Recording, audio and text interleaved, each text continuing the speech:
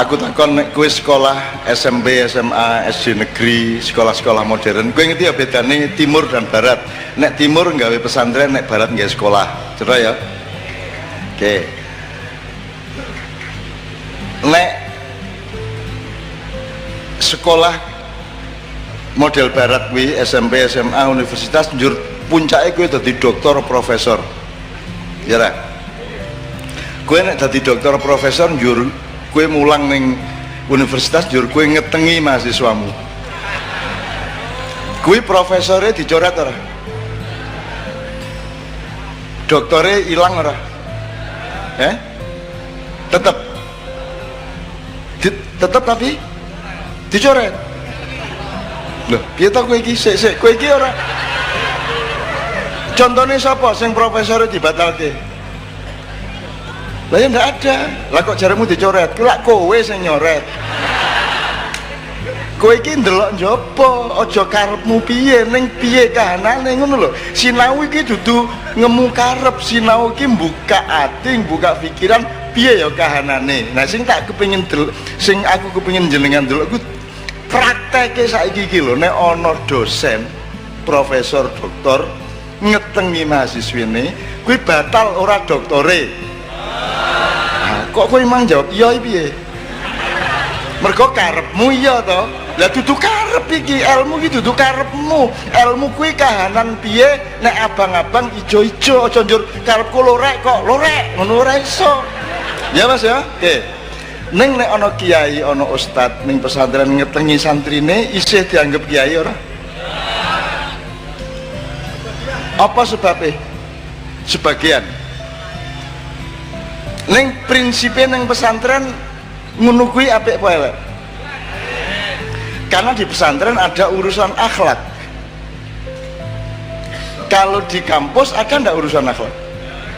Kowe kuliah neng Universitas Diponegoro dididik dadi wong apik apa dadi wong pinter? Nek kowe sekolah pesantren dididik dadi wong apik apa wong pinter?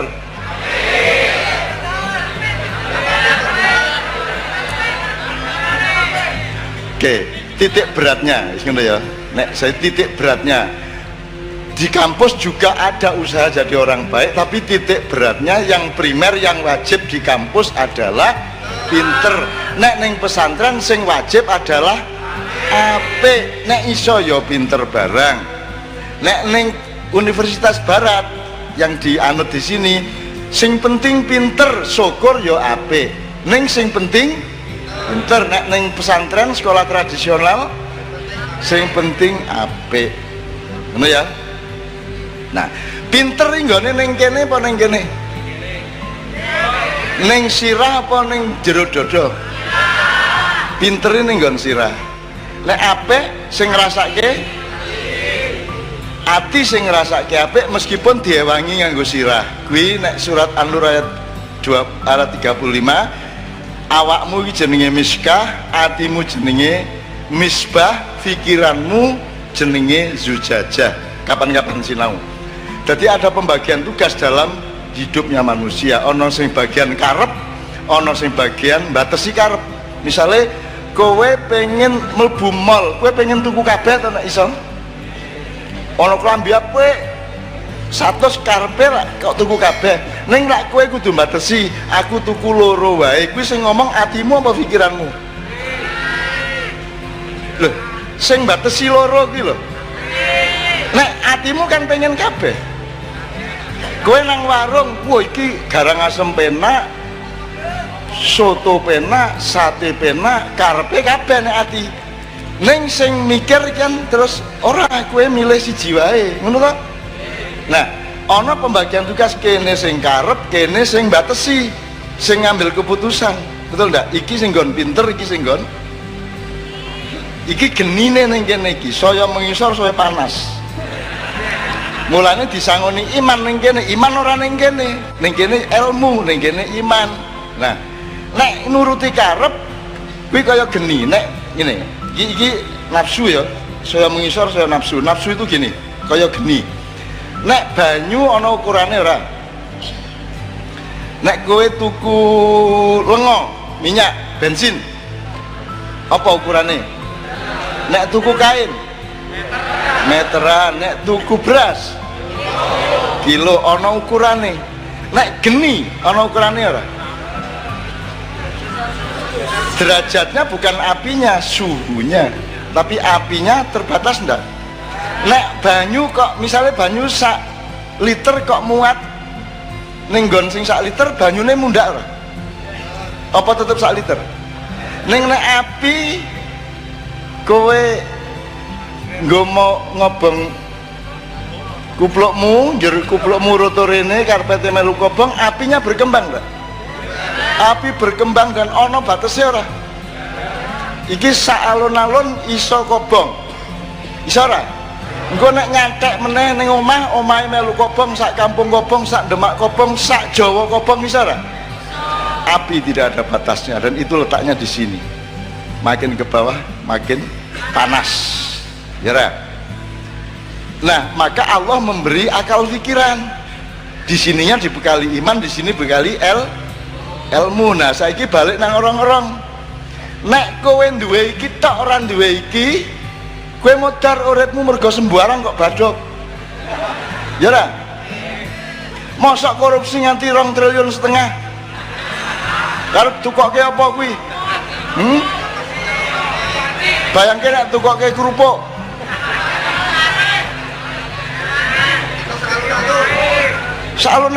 Salun-alun Mbak Fia. Kalau kerupuk salun-alun nggak sampai 1 triliun, nggak sampai 1 miliar. Aku meng ketok nek melarat gue. Orang hitungan duit.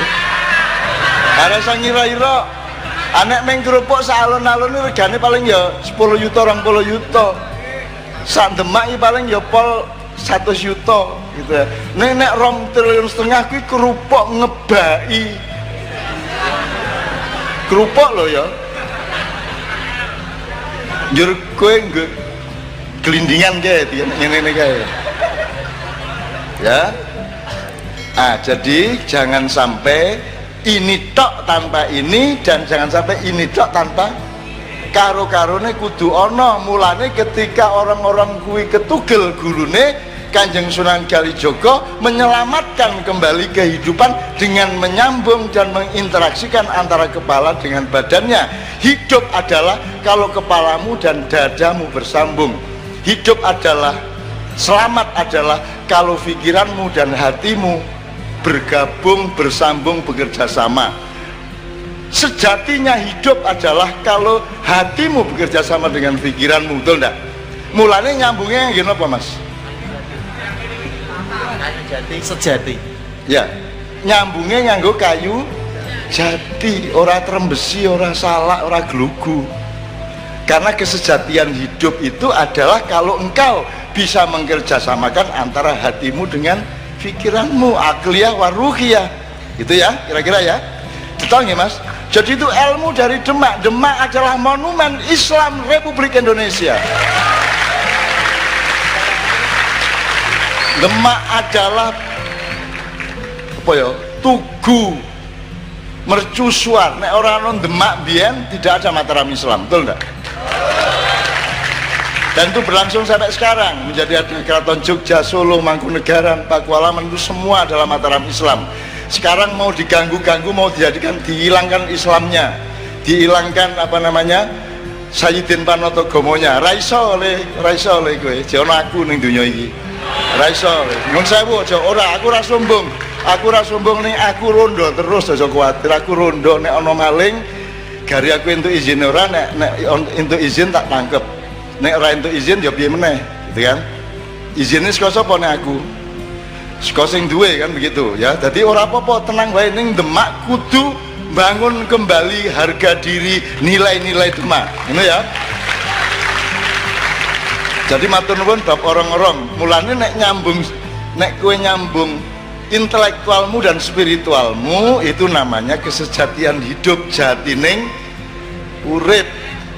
Jadi waktu ki wis ana wit sing jenenge jati. Ya.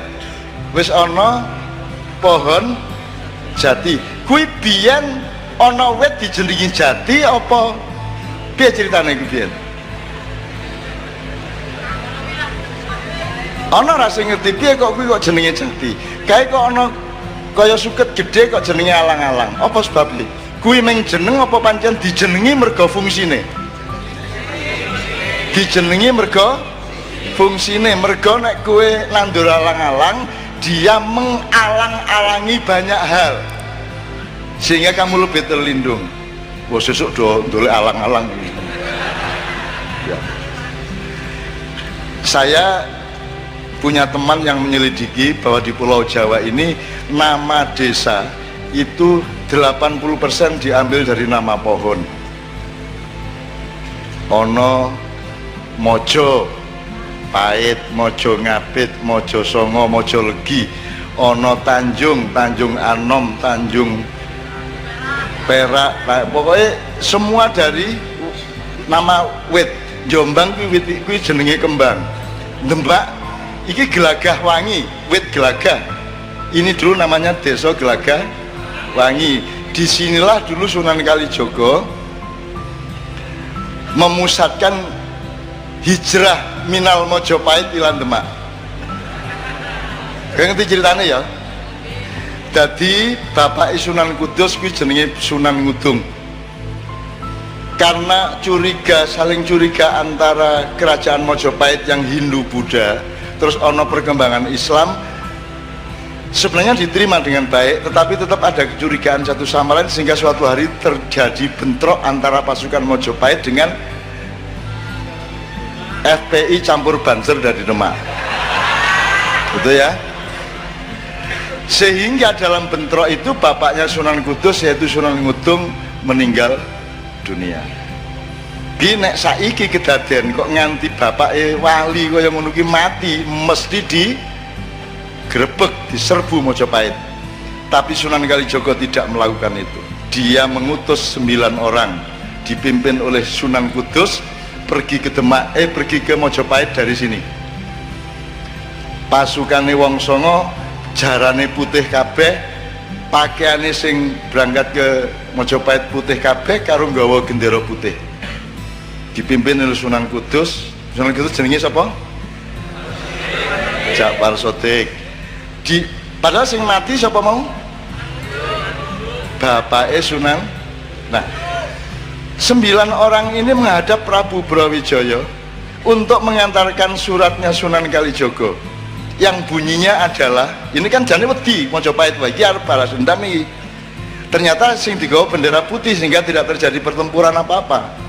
Kemudian sampai di sana diberikan suratnya, isinya kurang lebih seperti pokoknya pernyataan dari Demak bahwa Sunan Kudus datang untuk menyatakan sudah memaafkan kakaknya Raden Patah yang membunuh Sunan Ngudung.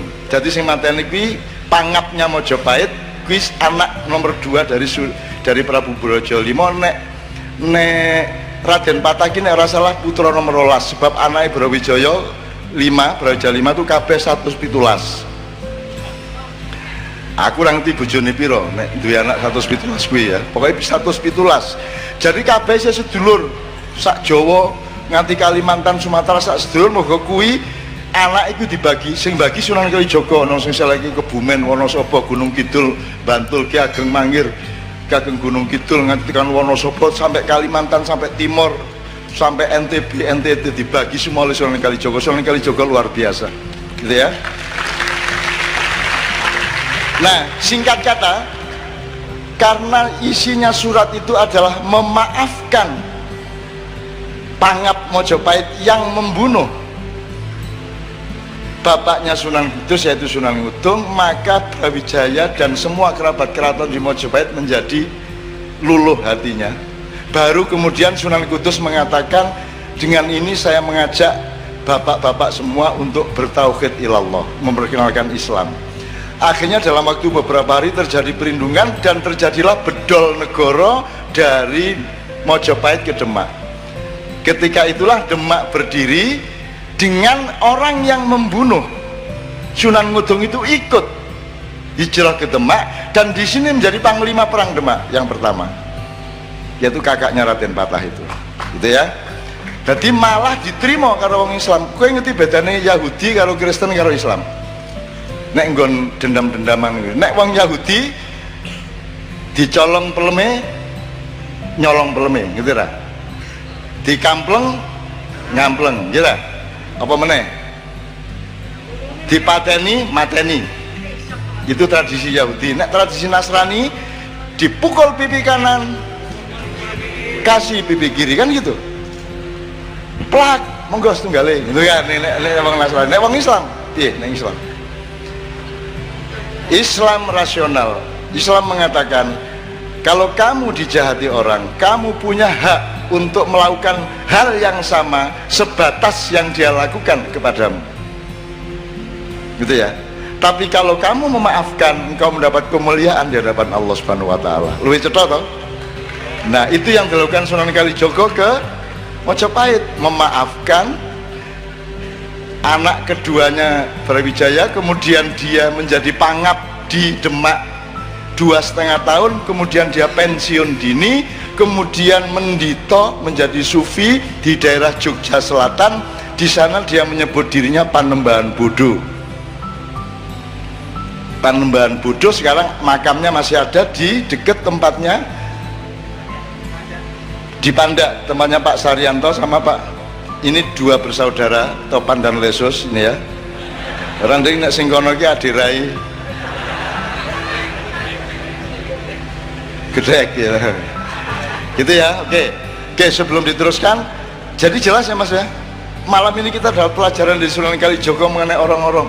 Saiki dadi orang-orang sing sambung sirah karo dadane, sambung intelektualitas dengan spiritualitasnya, sambung antarane pikiranmu karo rasamu, ojo pisah ya.